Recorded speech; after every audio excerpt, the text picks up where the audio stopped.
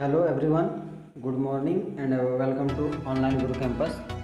तो दोस्तों, आज हम लोग जो है जीके का एक इम्पोर्टेंट पार्ट करने वाले हैं जिसका नाम है राष्ट्र प्रतीक एवं चिन्ह। ठीक है, तो ये इम्पोर्टेंट है, ये कई एग्जाम में पूछा जाता है इससे रिलेटेड क्वेश्चंस। तो इससे रिलेटेड जो है जितने भी इम्पोर्टेंट फैक्ट्स हैं और उससे रिलेटेड जितने भी क्वेश्चन जो है बनते हैं वो सब जो आज हम लोग इस वीडियो में डिस्कस करेंगे। तो वीडियो स्टार्ट करने से पहले जो चैनल पर नए हैं पहले चैनल को सब्सक्राइब कर लें और जो है बेल आइकन को प्रेस कर लें ताकि जो है आपको नए वीडियो का नोटिफिकेशन मिलते रहे। चलिए तो दोस्तों स्टार्ट करते हैं। हम लोग देखिए टॉपिक वाइज हम लोग स्टार्ट करने वाले हैं। ठीक है, देखिए पहला में आप याद रखिएगा कि भारत का जो है राष्ट्र ध्वज क्या है, तिरंगा है, जिसकी लंबाई तथा चौड़ाई का अनुपात क्या है, 3:2 है। तो आप लोग को इसको सिंपल से याद रखना है कि जो भारत का जो राष्ट्रीय झंडा है वो क्या है, तिरंगा है। तिरंगा यानी 3 रंग उसमें होते हैं, जिसका अनुपात लंबाई तथा चौड़ाई का अनुपात कितना है, 3:2 है। ठीक है, अगला है दोस्तों कि तिरंगा के बीच में एक चक्र है। क्या है, एक चक्र है। तिरंगा के बीच में एक चक्र है जिसका रंग नीला है और तथा जिसमें 24 तिलियां हैं। तो देखिए दोस्तों, ये पूछा गया है कई बार। ये तिरंगा झंडा में जो हमारा चक्र है और इसमें जो तिलियों की संख्या होती है वो कितनी होती है, लगभग 24 होती है। ये कौन सा कलर में होते हैं, तो ये होती है नीला कलर में। कौन सा कलर में, देखिए नीला कलर में होती है। ठीक है दोस्तों, तो याद रखिएगा आप लोग। अगला हम लोग बढ़ते हैं, राष्ट्र ध्वज के निर्माता कौन है, पिंगली वेंकैया थे। जो हमारे राष्ट्र झंडा है, जो तिरंगा झंडा है, उसके निर्माता कौन है, तो कौन है, पिंगली वेंकैया थे। अगला है कि ध्वज का प्रारूप संविधान सभा, जो जब संविधान सभा निर्माण हुआ था तो उस टाइम 22 जुलाई 1947 को जो है अपनाया गया था। जो यानी झंडा जो है कब अपनाया गया था, आपसे ये क्वेश्चन पूछ सकता है। या फिर ध्वज का जो प्रारूप है वो भारत में कब अपनाया गया, तो जब संविधान जब निर्माण हो रहा था ना, तो संविधान सभा के निर्माता द्वारा जो है उसे 22 जुलाई 1947 को जो है अपनाया गया। कब अपनाया गया, 22 जुलाई 1947 को। तो इम्पोर्टेंट है, याद रखिएगा। अगला हमारा है कि आम लोगों को इसे ससम्मान फहराने की अनुमति कब दी गई, तो कब दी गई, 26 जनवरी 2002 ईस्वी से जो है आम लोगों को इसे ससम्मान तरीके से फहराने की अनुमति प्रदान की गई। कब से, 26 जनवरी 2002 ईस्वी से। तो आप लोग याद रखिएगा। अगला है कि भारत के झंडा गीत, जो हमारे भारत के जो झंडा गीत है, विजय विश्व तिरंगा प्यारा, उसकी रचना जो है किसने की है, श्री श्यामालाल गुप्त पार्षद ने की है। किसने की है, श्री श्यामलाल गुप्त पार्षद ने की। तो आप लोग याद रखिएगा, नाम इसका इम्पोर्टेंट है। बढ़ते हैं हम लोग आगे। अगला हमें हमारा शक संवत पर आधारित भारत का राष्ट्र कैलेंडर को 22 मार्च 1947 को जो है अपनाया गया। हम लोग का जो है राष्ट्र कैलेंडर जिसको शक संवत पर आधारित है, उसको कब अपनाया गया है, तो उसको अपनाया गया है 22 मार्च 1957 ईस्वी को। ठीक है, चलिए आगे बढ़ते हैं। अब बात करें इस कैलेंडर का, यानी राष्ट्र कैलेंडर का जो प्रथम माह है उसका क्या बोला जाता है, चैत्र बोला जाता है। यानी चैत, आम गांव के भाषा में उसे चैत बोला जाता है। और राष्ट्र कैलेंडर का प्रथम माह भी क्या होता है, चैत्र।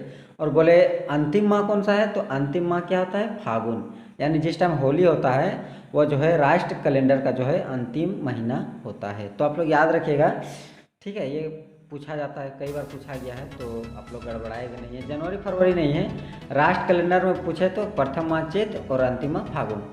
आगे है कि भारत का राष्ट्र चिन्ह जो है अशोक चक्र है। क्या है, अशोक चक्र है, जो कहाँ से लिया गया है, सारनाथ स्थित सिंह स्तंभ में जो है अंकित है।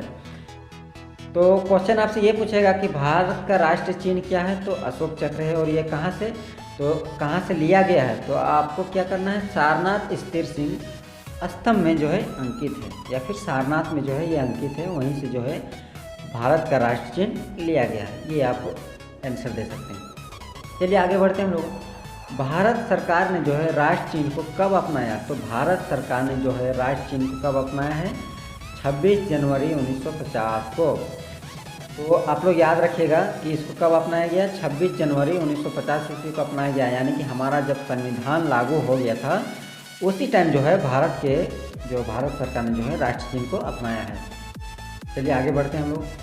राष्ट्र चिन्ह में देवनागरी लिपि में जो लिखा है सत्यमेव जयते, यानी जो हमारा अशोक चक्र है उसके नीचे लिखा है सत्यमेव जयते, तो सत्यमेव जयते, तो उसको मुंडकोपनिषद से लिया गया है। ये आपको डायरेक्ट याद रखना है, क्या, मुंडकोपनिषद।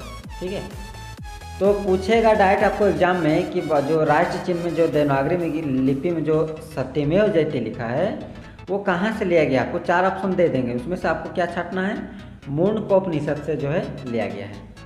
अगला हमारा है कि राष्ट्र चिन्ह के मूल स्तंभ में कितने सिंह हैं, तो 4 सिंह हैं। आपको 3 दिखा देंगे और एक पीछे साइड रहते हैं। तो राष्ट्र चिन्ह के मूल स्तंभ में कितने, टोटल 4 सिंह होते हैं, आप लोग याद रखिएगा।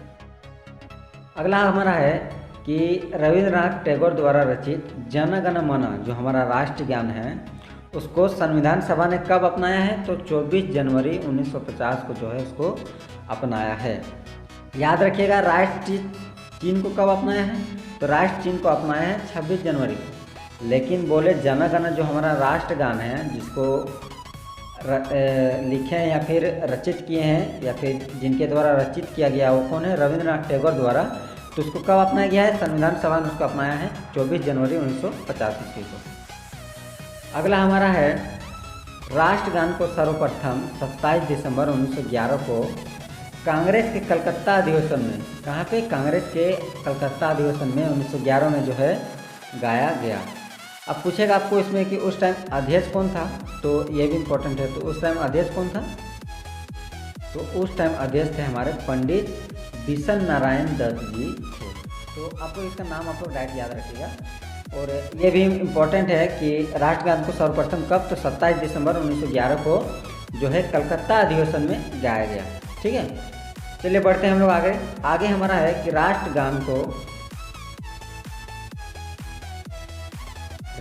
को रविंद्रनाथ टैगोर ने सर्वप्रथम जनवरी 1912 में तत्वबोधिनी पत्रिका में भारत भाग्य विधाता शीर्षक से प्रकाशित किया तथा 1919 में जो है इसे मॉर्निंग सॉन्ग ऑफ इंडिया के नाम से अंग्रेजी में अनुवाद किया गया। देखिए दोस्तों, यहाँ से क्वेश्चन ये बन सकता है कि जो हमारा राष्ट्रगान है जन गण मन उसको जो है इंग्लिश में अनुवाद कब किया गया, और इंग्लिश में जो अनुवाद किया गया उसका जो है क्या नाम है, तो उसका क्या नाम है, मॉर्निंग सॉन्ग ऑफ इंडिया। ठीक है, चलिए बढ़ते हैं आगे।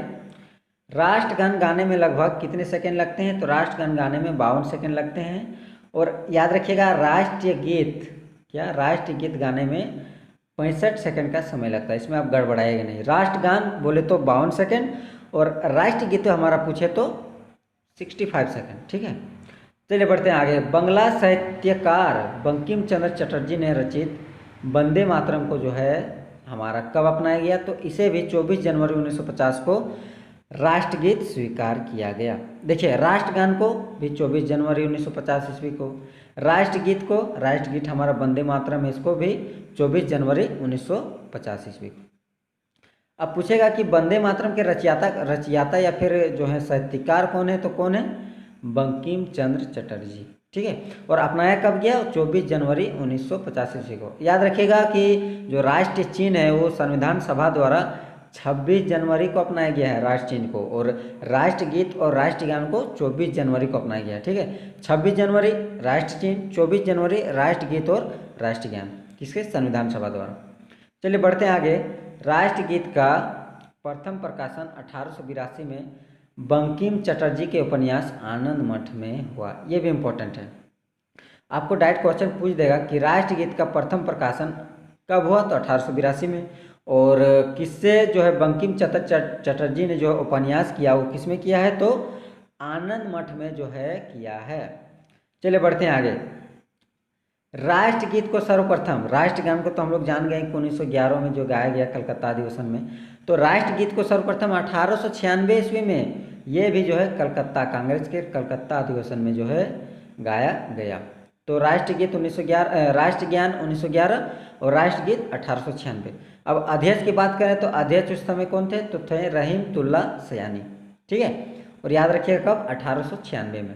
अगला हमारा है कि राष्ट्रगीत के प्रथम गायक जो थे पंडित ओंकारनाथ ठाकुर थे, जिसकी धुन क्या थी, जदुनाथ भट्टाचार्य ने जो है बनाई थी। तो ये खासा इम्पोर्टेंट नहीं है, लेकिन आप लोग याद रखिएगा कि राष्ट्रगीत के प्रथम गायक कौन थे? पंडित ओंकारनाथ ठाकुर थे।